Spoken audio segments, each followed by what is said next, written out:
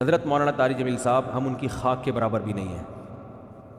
ان سے اللہ نے جو ہدایت کا کام لیا اس کا 10واں حصہ بھی ہم نہیں کر سکے. بہت بڑے بزرگ ہیں لیکن کوئی کتنا بھی بڑا عالم ہو اس سے مسٹیک ہو سکتی ہے. حضرت سے یہ غلطی ہوئی ہے. مولانا طارق جمیل صاحب پہ مجھے بہت ترس آتا ہے کیونکہ میں ان کے مجاہدے جانتا ہوں، کیسے زندگی میں دولت کو لات ماری ہے انہوں نے، کیسے مجاہدوں میں ٹائم گزارا، پوری زندگی تبلیغ میں چل چل کے پہیا بن گئے. آج ہر دوسرا آدمی یہ لینڈ کروزر میں گھومتے ہیں، یہ بھائی وہ کروڑ پتی خاندان میں پیدا ہوئے ہیں، پھر بھی انہوں نے دولت کمائی نہیں. جو کچھ ملا باپ کی وراثت ہے. تو اس پہ کیوں تنگ کر رہے ہو کسی کو؟ آخری عمر میں، بڑھاپے میں ان کا احترام کرو. کوئی علمی کسی پہ کوئی اعتراض ہے تو وہ شائستہ انداز میں بیان کر دو. ایسی انگلیاں اٹھا رہے ہیں دربار میں جانے والے، کبھی 1 روپے کے لیے کسی سرکاری دربار میں نہیں گئے ہیں، 1 روپے لینے کے لیے بھی نہ کسی سے ملے ہیں. جب ملے ان کو تبلیغ کرنے کے لیے ملے. وہ مبلغ ہیں، داعی ہیں. اور یہ جتنے لوگ اعتراض کر رہے ہوتے ہیں نا، خود ان کا ذرا سا بھی کام ہونا تو پھر دیکھو یہ کیسے درباری بنتے ہیں. جس کو باپ سے دولت ملی ہے اس کو بھی چین سے نہیں جینے دیتے. باقی کوئی اعتراض ہے کرو. ہاں کچھ یہ ضرور ہے کہ ایسے مشہور لوگوں کو بعض دفعہ کچھ دائیں بائیں لوگ کیش کرا رہے ہوتے ہیں. دائیں بائیں کچھ لوگ ایسے ہوتے ہیں جو ان کے نام کو استعمال کر رہے ہوتے ہیں. تو وہ ٹھیک کا مطلب یہ نہیں کہ ان کے دائیں بائیں کوئی بھی ہوگا وہ بھی 100% ٹھیک ہی ہوگا. بہت ہم نے بھی اپنے ساتھ دیکھا ہے. ہم تو اتنے بڑے آدمی ہیں نہیں، لیکن ہمارے نام کے منجن لوگ بیچ رہے ہوتے ہیں. ہمارے نام پہ کیا کیا 2 نمبریاں ہو رہی ہوتی ہیں.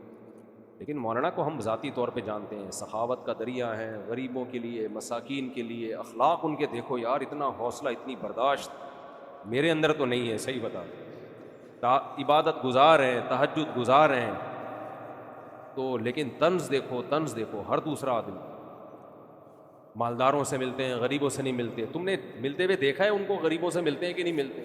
ان کی ویڈیوز آ جاتی ہیں جب دولت مندوں سے مل رہے ہوتے ہیں. ٹماٹر والے سے ملتے ہیں تو کوئی ویڈیو نہیں بنا رہا ہوتا، کیونکہ پروگراموں میں ویڈیوز بنتی ہے نا، ہر جگہ تھوڑی ویڈیو بنتی ہے. ہیجڑوں پہ محنت کریں تو یہ ان کا حوصلہ ہے. کہتے ہیں دیکھو ہیجڑوں کے پیچھے پڑے ہوئے ہیں. یار تم جاؤ 2-4 منٹ کسی ہیجڑے کے ساتھ بیٹھ کے تبلیغ کرو، اس کو تمہیں اندازہ ہو جائے گا. تو بس کر دو منفی باتیں پھیلانا، بس کر دو.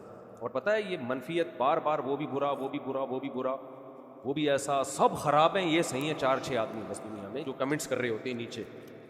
منفی سوچتے رہنے سے نا انسان ڈپریشن کا ڈبہ بنتا ہے اور تھوڑے دنوں میں اپنی موت خود ہی مر جاتا ہے.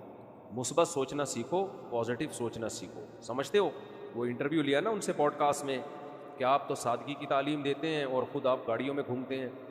تو سلیمان علیہ السلام سادگی کی تعلیم دیتے تھے کہ نہیں دیتے تھے؟ جن کا ہم واقعہ سن رہے ہیں.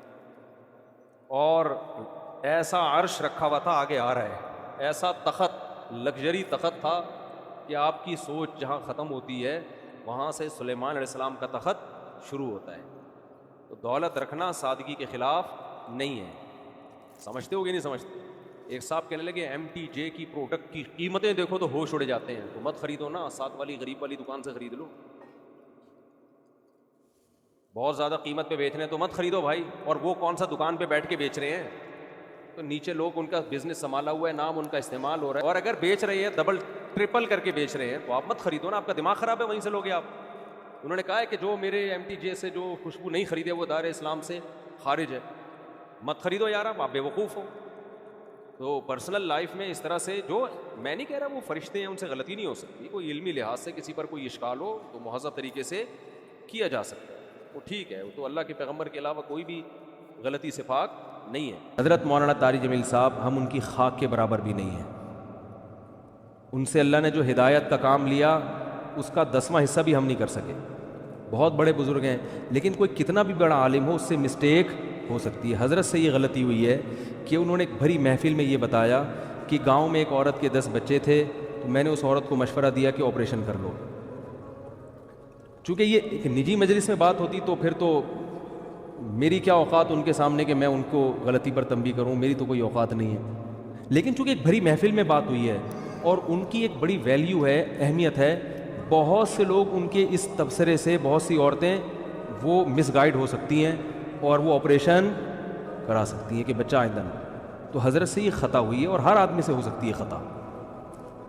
ہمیں بات وہ لینی ہے جو اللہ اس کے رسول کی ہے. بات آئیے سمجھ میں؟ 10 بچے بھی ہو جائیں 20 بھی ہو جائیں، عورت آپریشن، حضرت نے جو یہ ان کو مشورہ دیا نا اس گاؤں کی عورت کو، یہ غلط مشورہ دیا. غلطی ہوتی ہے، مجھ سے بھی ہوتی ہے، میں بڑی بڑی مسٹیک کرتا ہوں اور ہم سے تو زیادہ ہوتی ہے، ان سے کم ہوتی ہے، لیکن یہ بہت بڑی مسٹیک ہوئی ہے حضرت سے،